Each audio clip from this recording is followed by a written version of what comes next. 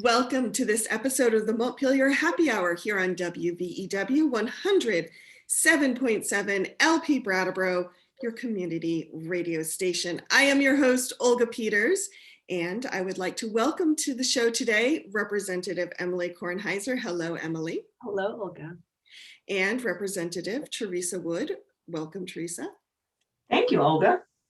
And today we are talking about Act 156, which was passed last session. You remember that session that never ended, everyone? And it's known as the Older Vermonters Act, and it lays out a number of guidelines on how to support older Vermonters, as not just support them in their homes, but also the services to wrap around them to protect their health and their well-being and their financial security. Theresa is the chair of the Human Services Committee and Vice Chair. Sorry, thank you. I even wrote it down and I'm staring at it. That's okay. Just don't let Representative Pugh know. That's all. No, we won't tell. And Daniel Noyes, who will be joining us later on the show, also worked on this bill. So I'm curious, Theresa, I would love to hear from you about why this bill even came to fruition in the first place. That's a really good, question. And I can tell you that primarily, this is my 6th year in the legislature, and in the Human Services Committee, and I've been in the Human Services Committee for 5 years. The bulk of the conversation is around Vermonters who struggle economically and children. And we generally don't, or haven't in the past, is what I should say, haven't in the past talked a lot about older Vermonters, their needs, their contributions, their place in our community. And Representative Noyes and I, Representative Noyes also sits on the Human Services Committee. And I should, by way of disclosure, let people know that I was the former Deputy Commissioner of the Department of Disabilities, Aging, and Independent Living. So I have a background in this professionally and spent most of my time in disability and aging services. So it just became really apparent as I spent time on our committee that we needed to have a focus on older Vermonters, and we needed to put in place something that would provide our state policy with regard to what older Vermonters should expect from the state of Vermont. And because there was nothing in state policy prior to this regarding that. And we wanted it to be clear. We used a deliberative process. So there was a bill that preceded this act. That was the bill that created the Older Vermonters Working Group.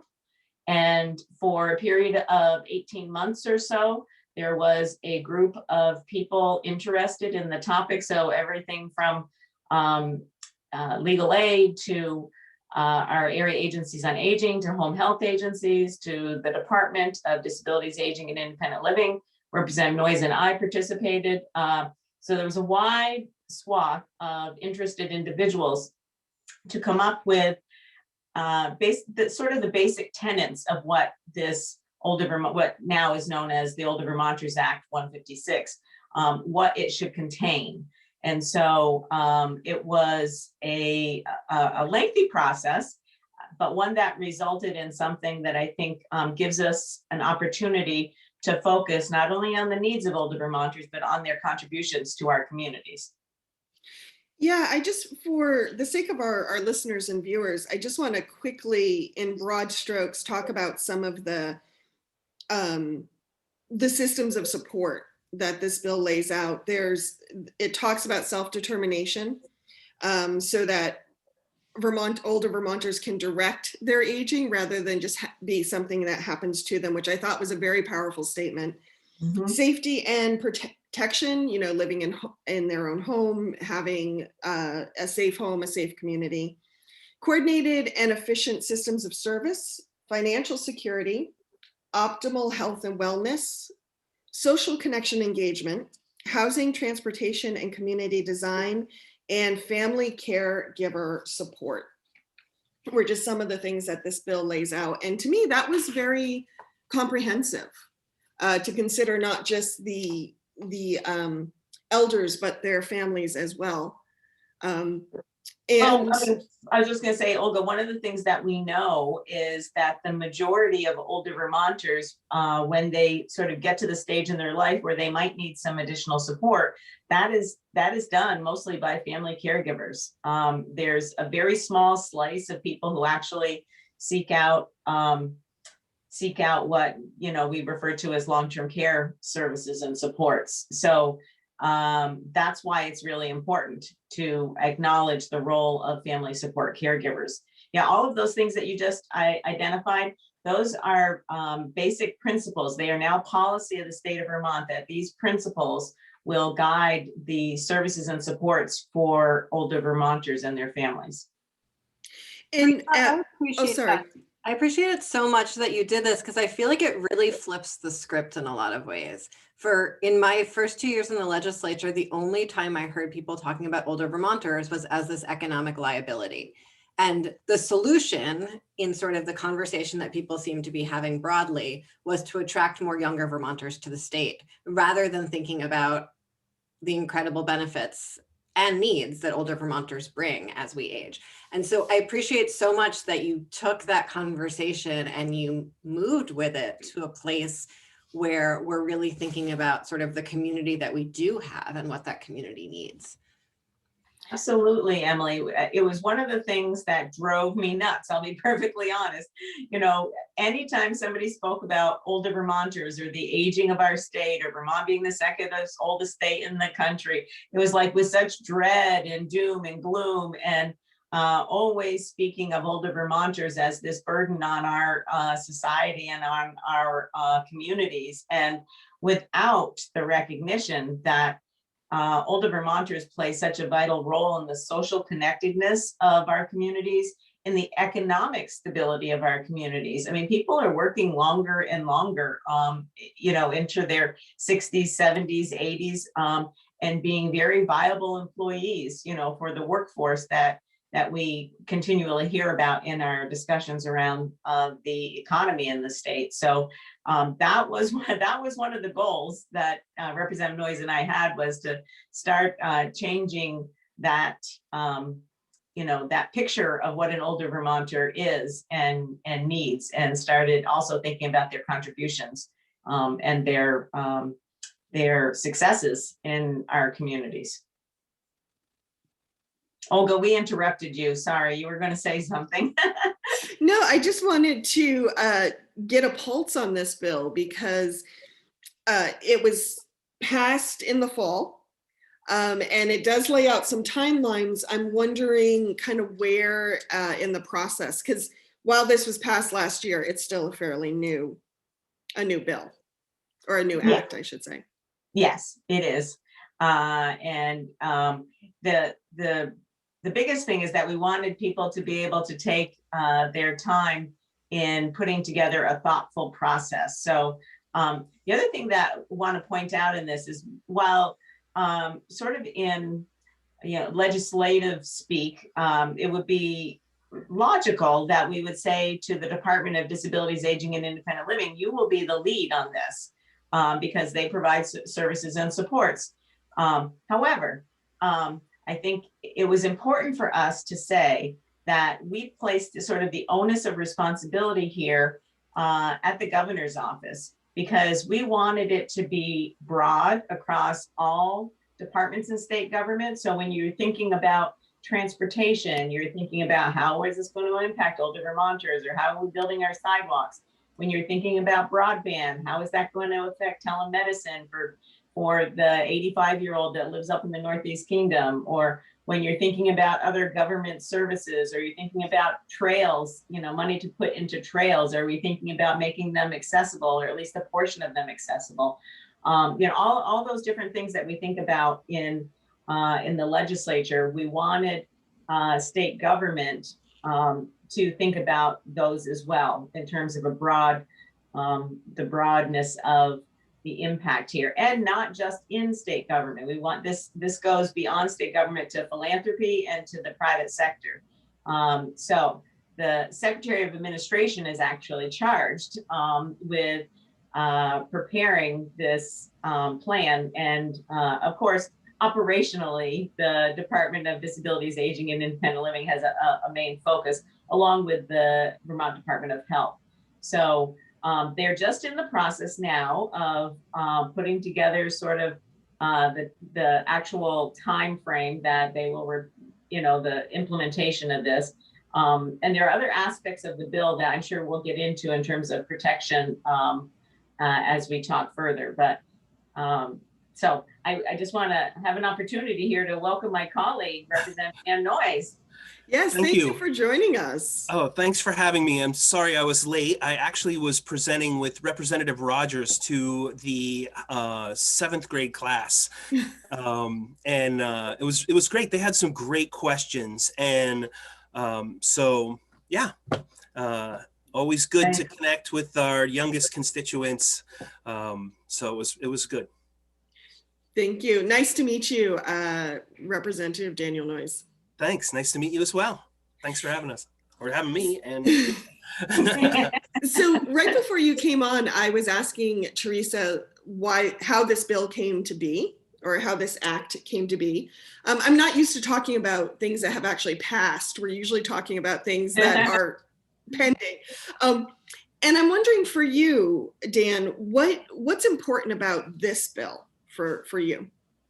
I think what's the one thing about this bill is that we brought all the advocates, all of the people working together that provide services to older Vermonters involved with the policy. We brought them all together and we said, how do we craft kind of a big picture of how the state should work to make sure that older Vermonters have the services they need, that they have access to care, that broadband, and that was the neatest thing, was that, there were people from the Department of Health, there was people from the AG's office, from home health, transportation providers, and we met for over a year, and we really kind of tried to craft this kind of big picture. What's important? How does it all work together? And just bringing all those people together and having that unity.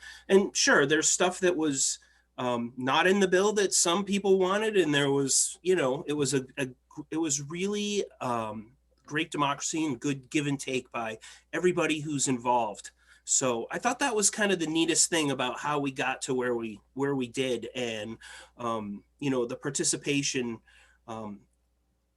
at that level. And then when we got it into committee, there was some work that needed to be done, and we moved around a bunch of stuff, but largely it was, we had done a lot of work before, and I Theresa did amazing work there and bringing it all together. So lucky to be part of that process. Can I highlight something about that? Because I think we have an ongoing conversation on this show over the last few years about sometimes working groups are a really great way to kick the can down the road and never do anything. And I think most of our constituents perceive them that way, but often we use them as a way to make like really difficult, comprehensive, meaningful decisions and conversations that we don't have the time to do within the legislative process. And so they're often the very best way to get a difficult piece of legislation passed. And so I just want to highlight this as an example of when a working group did the work and made it happen. Yeah, that's so right, Emily, because if on a piece as comprehensive as this, that we wouldn't have been able to spend the amount of time in committee to be able to hammer out, things like the principles, to put principles in state government about what older Vermonters and their families should expect. So they had to come from really the grassroots level of being able to put those things down to paper and have people agree on it. And oftentimes, like you said, these working groups, there's a perception, that it's, trying to appease somebody, or it's a report that's going to get put on a shelf someplace. But oftentimes what really ends up happening is it's sort of the beginning of a conversation that in the legislature takes sometimes several years in order for something to actually be achieved. And, that was the case with this. Mm-hmm. I'd love to hear from you, Emily. Here in Windham County, we tell that story a lot about how we're one of the oldest counties in the state and we need to attract more young people. Has working on this bill, or even just working with your constituents, what stories are you seeing play out? And, are any of them true? Do any of them need to go? Share that with us. So, everyone says we're the oldest county in the oldest state. That's definitely something that I heard even before I ran for office. And again, I didn't know that. Yeah, even as I said earlier, we also have the most nonprofits per capita as a county in this country. So that's, and there's some synergy there, right? So,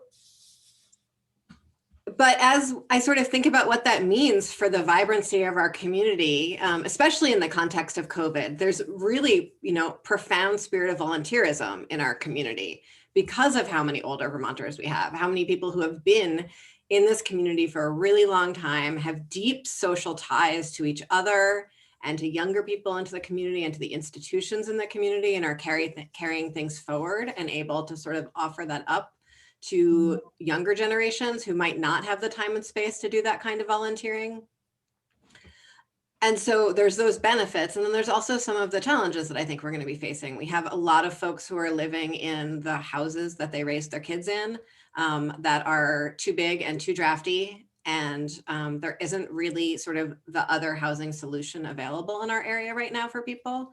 And so we have a lot of people sort of in homes that are too big and too difficult for them. And so I think that's sort of a policy solution that I am thinking about in this context, which isn't a problem. It's just sort of a thing that's happening in our community, because we also have a lot of families that are in houses that are way too small for them, that want to move into a bigger house. There's what Theresa said about sort of roads and sidewalks. I think that's a real ongoing conversation in our community, is sort of how we care for our sidewalks and what accessibility looks like for them, especially in the summer, in the winter. And we talk about that in the context of bicycles usually, but we really need to be talking about it in the context of accessibility more broadly.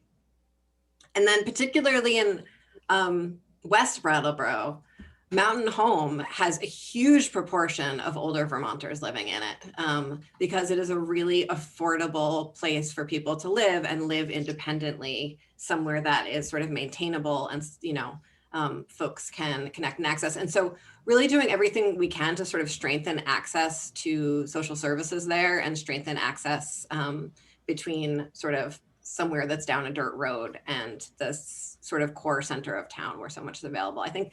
And I see all of the threads of all of those things in the Older Vermonters Act. And I appreciate that. Mm-hmm. Yeah, housing is definitely something that, we're really going to need to be working on over the next few years. And it's about housing in people's own communities. It's not, if you look at someone who lives up on East Hill in Wolcott, the town I live in, if you told them, hey, there's this great housing unit that, would be a really good place for you, but it's in Stowe, that's not where their social connections are. Their social connections are in Wolcott. And so we need to, we really need to be thinking about how do we make sure that we have affordable, accessible housing in people's communities where they have their social connections, because, that's going to make it a lot easier to move out of an existing home and into something that's more manageable, but still, be in a familiar setting. Mm-hmm. Very good point. We tend to undervalue, I think, sometimes social connections, and they really are part of all of our well-being and mental health. I want to talk a little bit about financial security for a number of reasons, because Theresa brought up that great point about how people are often working later into life, and so they are part of our economic fabric. But there's also this interesting part about care and later in life for families as well. You know, they're part of the economic health of their elders. Can we talk about that balance of caring for families and caring for, you know, the elders at the same time?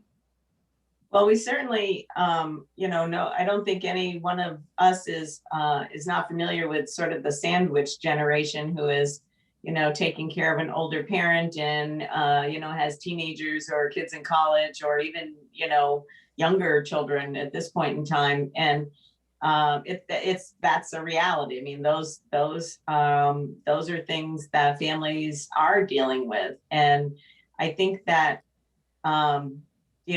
when Emily was talking and Dan was talking about sort of the supportive services and some of the things contained in this act about self-determination and making sure that people have choices and don't feel like they're sort of pigeonholed into, oh, okay, this is the only thing that I know of. And I'll be honest with you, people in their 80s and 90s, when they think of long-term services and supports, they think of nursing homes. And Vermont has so many more options than that. And our Choices for Care program, well, I'm not going to say it's perfect, but it is, was a leader in the country and still is in providing options for those individuals who are eligible for Medicaid. And unfortunately, there's a lot of folks when they reach that stage of life that may have worked through their life savings and the only thing they have is Social Security. And, essentially that does make them eligible for Medicaid. So they do have access to things like, respite. So family caregivers can have support in the home. We have adult day programs, which frankly have undergone a great deal of stress during this pandemic times. But they provide, a full day of support for an older Vermonter living at home who needs supervision. And often that level of support enables the family members at home to be able to work and to go to their jobs or to tend to their other family members at home. So, when we think about, being able to support older Vermonters in the settings that they prefer, I've never really heard an older Vermonter say, I want to go to a nursing home. That's where I want to be. Some people, end up there, but, and they, don't get me wrong, they play a valuable role in our sort of continuum of services. But most people would prefer to be at home or with their families, or, in their home communities of some sort with the level of support. And Vermont does that better than any other place in the country. Thank you. We have just about 5 minutes before the break. So I want to touch in with Dan and Emily to see if there's anything you want to leave listeners with before we hear from some of our underwriters. Emily? I want to sort of say, I think, Olga was touching on this idea of Vermonters sort of being able to afford the time and space to care for their loved ones. And that's something we talk about to some degree, with regards to childcare. And I think often when we talk about family medical leave and family medical leave insurance, the first conversation is about bonding. And it's not about care for older family members. And I think in the workplace, I've seen people really struggle to take leave to care for older family members, while in workplaces that absolutely accommodate care for children without a second thought. And so I think that's a really powerful both policy shift that we're making, but also sort of personal cultural shift that we need to be taking on. And as an only child, I think before we started, Olga said that she was an only child. As an only child of aging parents who both live out of state, it's something that I think about a lot. Like what is it going to look like when I need to, leave weeks at a time to go care for my parents? Who I hope. My mom and I had a conversation a few years ago that was very important. She is in an assisted living facility because she has MS. And the conversation we had to have was, well, Mom, what choices do you want to make? Because there will come a time because of the MS, I won't be able to care for you. Like if you fall, I can't pick you up. It's as simple as that. And so she chose an assisted living facility, but it wasn't, and I'm happy for her and I'm glad she had that choice to make, and she made it when she could. But it's been an interesting process to watch, just for the family to go through that. And to watch her move, and to watch her move to Medicaid, and what financial, what's left money for her own money to spend at the end of the month, because the state takes so much of her Social Security and that type of thing. Yeah, it's given me a new look on things, I guess I should say. And I'm stumbling because it's a process that's ongoing. I haven't come to the end of it, so I'm still learning. But they weren't easy choices. And unlike a child that you can say, you're going to do this because I'm the adult and I'm telling you, it's very interesting to have those conversations with your parents. Yeah. Sure. I'm glad you brought up paid family leave, Emily, because that really wasn't, I spoke about it on the floor when we were debating that bill. And it really is important to make sure that people understand that it's not only for a new family, it's for, caring for a loved one or your parents or your spouse or whatever. So a lot of times that gets lost a little bit, but it's there. Thank you so much, Representative Daniel Noyes, Representative Theresa Wood, Representative Emily Kornheiser. We have to go to break and hear from some of our underwriters here on WVEW 107.7 LP Brattleboro, but stay tuned. The Montpelier Happy Hour will return in a moment. Thank you. I'm ready. Welcome back to the Montpelier Happy Hour here on WVEW 107.7 LP Brattleboro, your community radio station. If you're just joining us, I am your host, Emily Kornheiser, as well as Representative Theresa Wood and Representative Dan Noyes. Thank you so much for being here. We are talking about Older Vermonters and Act 156, known as the Older Vermonters Act. I would like to segue from the act a little bit, and let's talk about COVID and the impact it has had on our elders. I'll start it off, but I'm sure we all have a boatload that we could say about that. I think that one of the things that actually really stood out to me the most, and that was really right around the time that we were working on this bill last year, and that was that the impact on older Vermonters in congregate care facilities, a nursing home, became evident right away, and that's where still primarily most of our deaths have come from, unfortunately. But we did not at the outset have a strategy specifically related to older Vermonters in congregate care. So, when we're talking, people were thinking about community spread, they were thinking about schools, they were thinking about, the legislature, we were thinking about workplaces. We were not thinking about in advance. Well, nobody was thinking in advance about COVID, but we were not thinking about at the time that we needed a specific strategy to prevent the illness and spread of the disease in nursing homes and other long-term care facilities at the outset. Of course, that needed to be developed very rapidly as it became apparent that one, how contagious this was, and two, that how our older population really succumbed to it at a much higher rate than people under the age of 75. So that became apparent. But one of the things that was really interesting to me is that at the very outset, we didn't have a specific strategy around people living in congregate care when we knew that it was a highly contagious virus.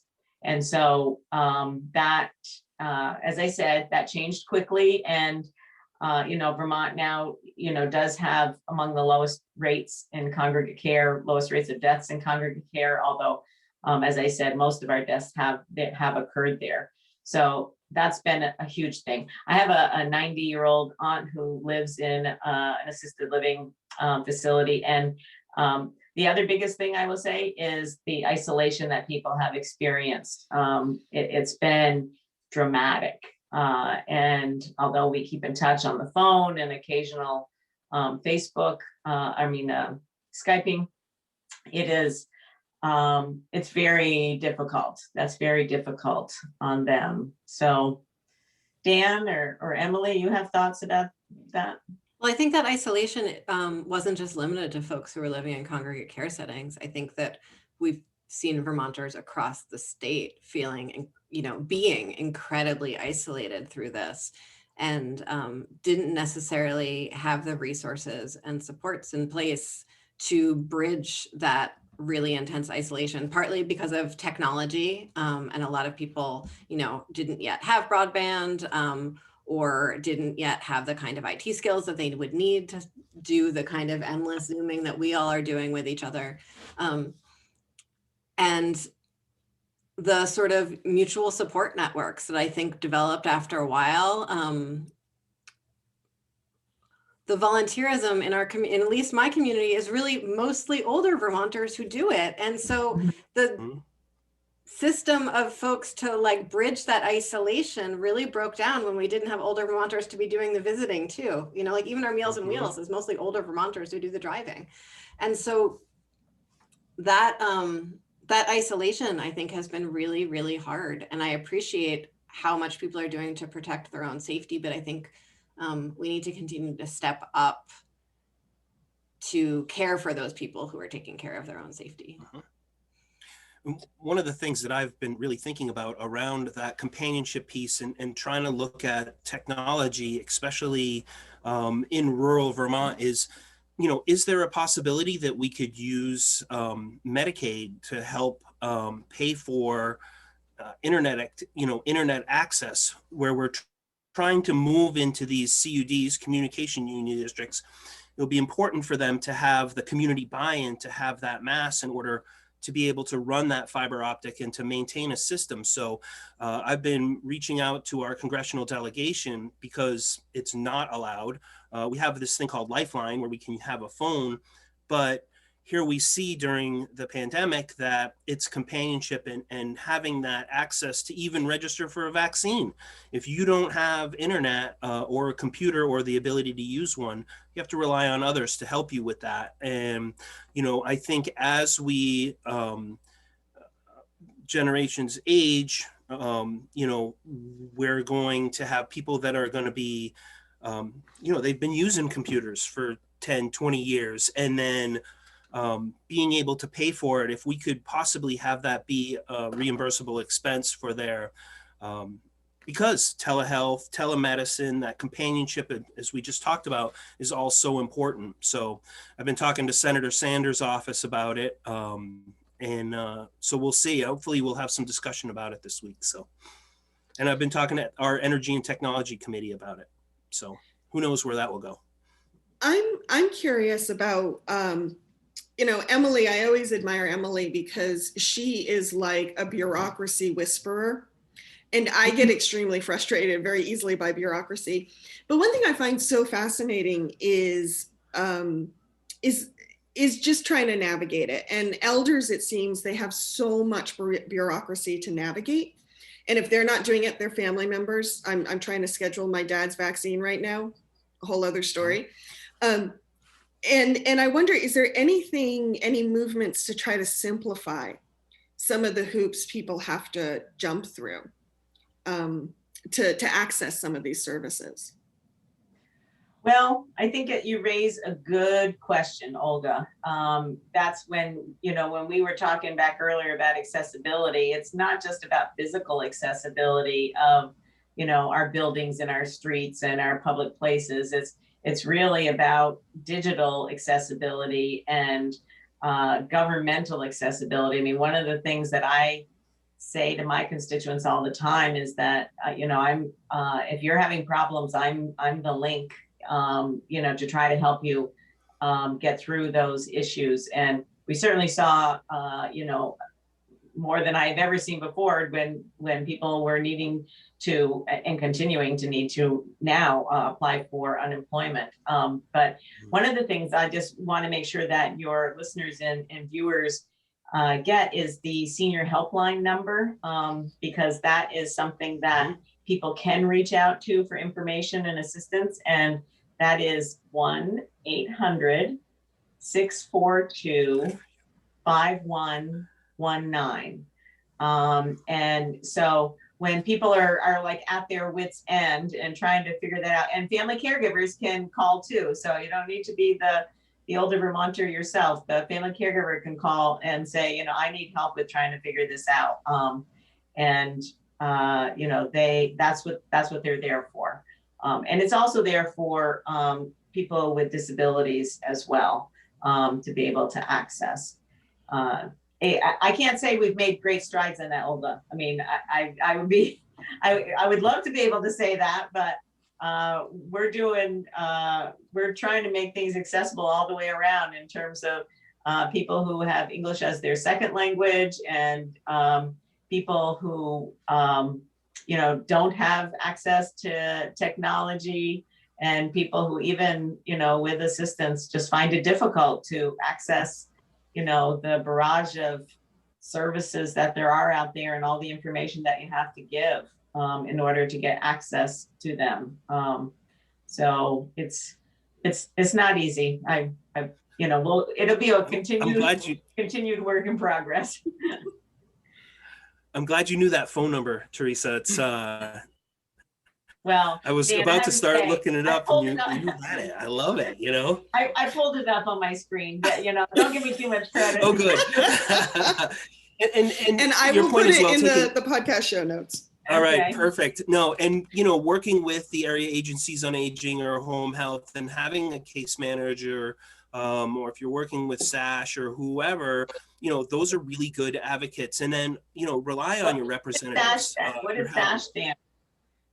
Dan, we're using acronyms. What is SASH? Oh, sorry. Services and Supports at Home.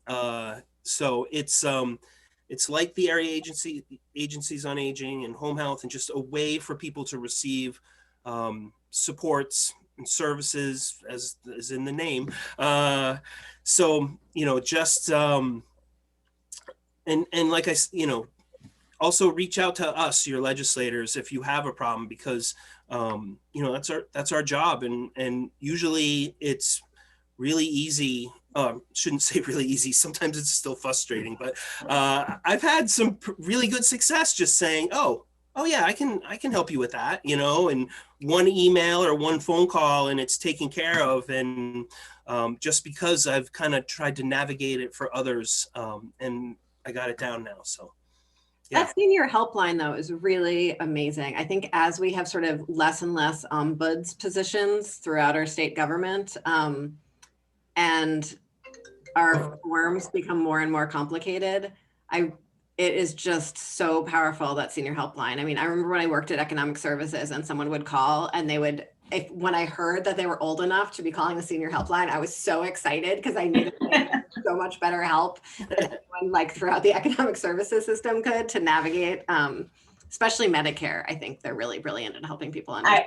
I was just going to say that when it comes to open enrollment time, and you are in a position where you have to choose, you know, a Medicare supplemental plan, or you're in the position that you want to do that, or a prescription plan, that they are invaluable when it comes to that. It is, yeah, they're the ones who know that hands down. And for the record, I would just like to say, I do not want Medicare for all. I want Medicaid for all. Medicare is confusing to no end, with layers of outside expenses for people. Medicaid is like tidy and straightforward and understandable and covers most things. So I just, you know, for the record, I understand that Medicare has a nicer branding around it, but Medicaid for all is my goal. Well, Medicaid, you know, has the ability for the state to personalize what it wants to do in your state, in our state. Yeah. Because Medicaid is a state federal cooperative program, which would be one reason why the state would not want that. Representative Kornheiser. Hint, hint. So can we segue a little bit? During the break, Theresa, you mentioned the issue of self-neglect that many elders might experience. And there's a working group focused on that issue right now. Could you give us a little background on that? Sure. Well, just to take one step backward, Vermont has, as do probably all other states, an adult protection statute that essentially, if any of us witness, somebody being abused, whether it's financial exploitation or whether it's, physical or mental abuse or any of those kinds of things, verbal abuse, we have a division of licensing and protection within the Department of Disabilities, Aging and Independent Living that investigates those things. And that division is often charged with needing to figure out what to do with people like, you or I, who might call and, we know of somebody, downtown who really is living, in a situation that, or that's not good. And a local health officer has called you or, something like that, and they're concerned about that person. Yet that person is they're their own guardian. They have family members, perhaps even, but they seem to be neglecting sort of their basic physical health, their food, clothing, shelter, those kinds of things. This is a sticky wicket, I can tell you that, because lots of people will say that's what this is the way they prefer to live. They don't want anybody's help. They don't want anybody's interference. So we have a working group that was in the Older Vermonters Act, set up over the next year and a half or so to come to the legislature with any recommendations for changes in our adult abuse and protection laws. They need that time in order to be able to really fully vet what other states are doing, what we're seeing as national trends, and to try to figure out, is there a Vermont solution for this? Right now, we do not address self-neglect in our adult abuse statutes. It has been discussed many times, and of course, personal liberties come into this, and people's legal rights. And especially if you're deemed competent, and you choose to live in a certain way, even though it might not be the way that sort of society thinks that you ought to be taking care of yourself. Those are the kind of really sticky issues that you get into about that. But there is a working group to try to sort of hammer that out and to come back with us with recommendations or not. I mean, they may determine that this is something that we do not want to address in state statute, but there are a number of other states who have addressed it. And, I'm feeling like Vermont needs to do something. I just don't know what that something is yet. Yeah, I know that's an issue that's come up a lot in our town, and that our town health officer often calls our homeless services agency to ask them to be sort of communication intermediaries in issues of someone whose sort of perceived self-neglect is leading to something that the neighbors can even see with regards to the housing. And maybe that, often that involves some sort of rodents. But it's absolutely not sort of the purview of the Homeless Services Agency. This person is fully housed, and they're just considered like people who are good at having difficult conversations with people. And so that's why they're being called. Yes. But it seems like in addition to some real civil liberties issues, there's also just sort of a service gap there that we might be able to go a little way towards filling. Or maybe it's just helping our health officers be better trained in having those kinds of difficult conversations. I'm not sure.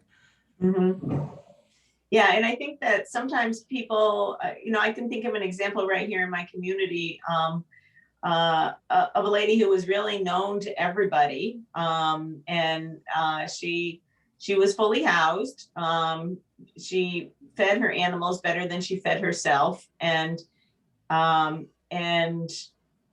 she really didn't have a lot of social skills. And long story short, she fell and broke her hip in the last 6 months or so.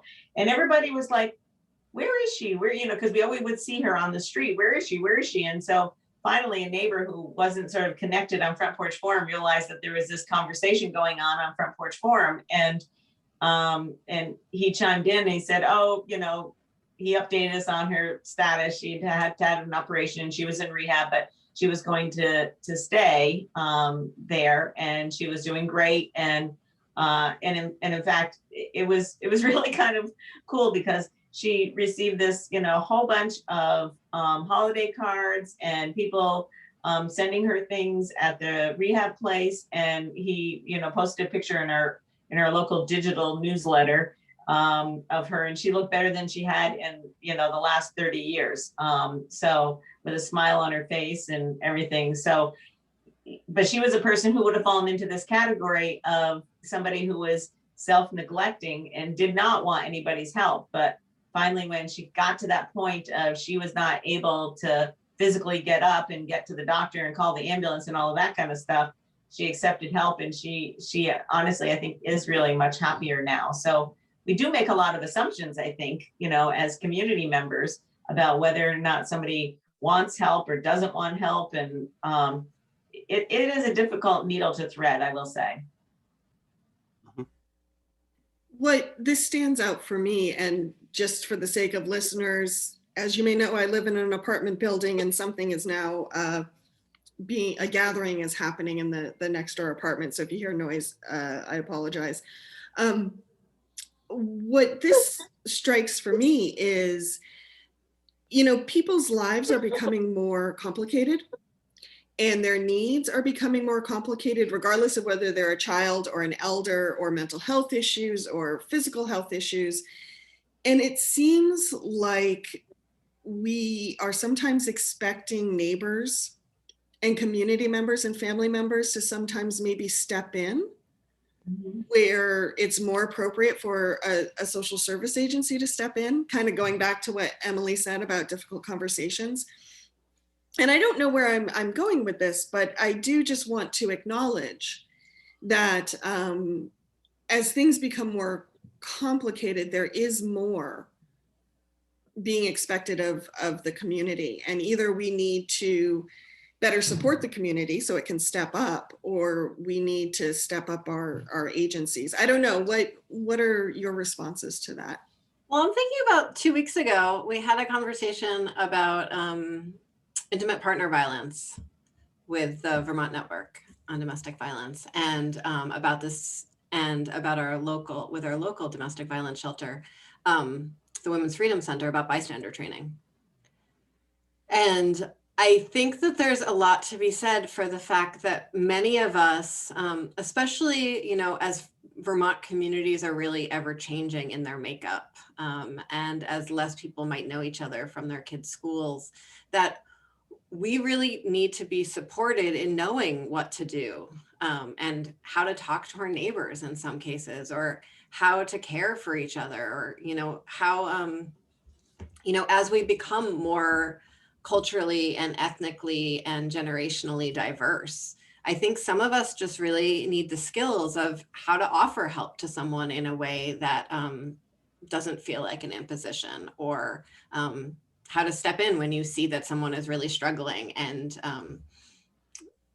without sort of hurting their pride. And all of those things are very possible conversations to have. And I think all of us are very comfortable having them in like our very individual family cultural contexts. But when you're going between cultural contexts, I think it gets a lot harder. And I think that's maybe where we all could use some help with both, younger Vermonters and older Vermonters and people in all kinds of different situations. But many of us want to live here because of the incredible community ties we have. And so I want us to keep on investing in those community ties. Yeah, I so agree with you, Emily. Like Vermont has got, the most nonprofits per capita in the country. And I think, I'm not sure that we need more of those. I think that I really resonate with what you just said. A lot of people live here because they like the community connectedness that we have. I mean, everything from, Dan, I remember you telling stories about, the wood, the trees that have fallen down beside the road, and getting a bunch of people to cut up those trees for firewood, and people would just come take the firewood. that was a great community service that you guys did up there in your neck of the woods. Mhm. Yeah, that wood bank has been really, really successful over the years. So just being able to engage the community in service, and a lot of community service is just having somebody help, direct people, say, okay, this person needs a wheelchair ramp and I got all the wood, so let's put this thing together. Or people are going to be cold unless we figure out a way to get this firewood cut up and split and delivered, and people will step up. It's kind of one of the neat things about living here is that people will volunteer their time, one of the most valuable assets they have, to come up and help others in the community. And then to your point you were talking about earlier about working with people that need services, sometimes those services just aren't available. So when if somebody, their house is falling apart, it's like, okay, we don't have the financial ability to go in and put a new roof on it or whatever, but what we have to do is figure out, okay, then is there another place that individual could live, or if it's accessibility for the home because the bedrooms are on the second floor, and how do you make that work? Or the door to the bathroom is only 28 inches wide or whatever, and a person needs to be able to get through with a walker or a wheelchair. So a lot of that work is expensive and hard to get done. So thank you, everyone. We have just a few minutes left, and so I want to touch base with Theresa and Dan specifically. Is there anything you want to leave listeners with before we end today's show? Well, one of the things that I did want to touch on just briefly is the mental health and substance use by older Vermonters. We tend to think about substance use or misuse as something that affects, younger people, but there is a significant portion of older Vermonters that have a substance misuse issue. And so that is something that our health department is paying particular attention to. And we, of course, are doing that in our committee. So I just wanted to bring that up because people don't ordinarily think of, people in that age bracket as having a substance use issue. And just as a reminder to people that alcohol still in Vermont is the #1 substance that people have an issue with. We hear a lot about opioids, and that certainly is an issue, and it's certainly devastating. But alcohol, we are reminded of that frequently by a Vermont Department of Health, that alcohol is still the #1 substance that is misused extensively by people in all age categories. So I just did want to bring that up as a highlight of something that is an issue that we do struggle with here in Vermont. And it could be one of the reasons that Vermont is so high in our falls, number of people who are injured from falls. And so it keeps circling back around, with older Vermonters. One thing I would like to bring up is if people want to continue with this conversation or hear about what we're talking about, every Wednesday at noon, we have the Older Vermonters Caucus, where we bring legislators together along with advocates and have a different topic each week. And that's put out on YouTube, so you can catch different ones. We've had the commissioner Commissioner Hutt, who's moving to being I'm not exactly sure what's her title again. It's the Chief Prevention Officer. Chief Prevention Officer in the Department of the Administration. So a good move for older Vermonters around substance use. She'll be a big advocate. She's a great person. And as I was saying, this week we have our congressional delegation this Wednesday. So it's a different topic each week that we bring people in to talk to legislators about, and we talk about legislation that's moving or needs to move within the House. So. And just a reminder for folks to sign up for their vaccines if they so desire. Vermont is actually, Vermonters have been very anxious to get their vaccines, and that's been a topic, of course, of great controversy as well, in terms of how Vermont has, laid out the bans for the age bans for access to vaccines. But we're closing in on 90% of those folks 75 and older who have registered and or received their at least one dose of their vaccine. So that's great. And now the age band this week has moved down to 70 and above. So that is something for your listeners and viewers to think about in terms of access. And then after that age band is done, then my understanding is going to be open. It's going to be wide open. Which is a little bit different than what they were talking about a couple of weeks ago. So that's something to keep in mind for people who want to, get as much protection as they think that they can. One thing I've really appreciated about Vermont's approach to vaccine rollout, which is I certainly have my disagreements with, but that the bands were narrow enough that everyone in those bands was able to get an appointment for a vaccine when that band was open, which is very different from many other states that might have had much wider bands of eligibility, but it became very much like a race to the bottom to get an appointment. And I think there was a lot of people that were left out of that process. And so I am glad that as we open up the vaccines, we're really open, everyone who wants an appointment can get one. And if people are having any trouble making an appointment, whether that's because bureaucracy makes them feel a little too wild to sit on the phone long enough, or for any other challenges, really, both the senior helpline can help people get signed up, or I'm happy to help people get signed up. But lots of options for it. There is the online option, but there is also a phone number available. Yes, and I do want to point out, this is something I've had to explain to many a person around that age banding, is that approach. Vermont only signed up the number of people that they could guarantee that there was a second dose for. For both the vaccines that we have available right now require a second dose.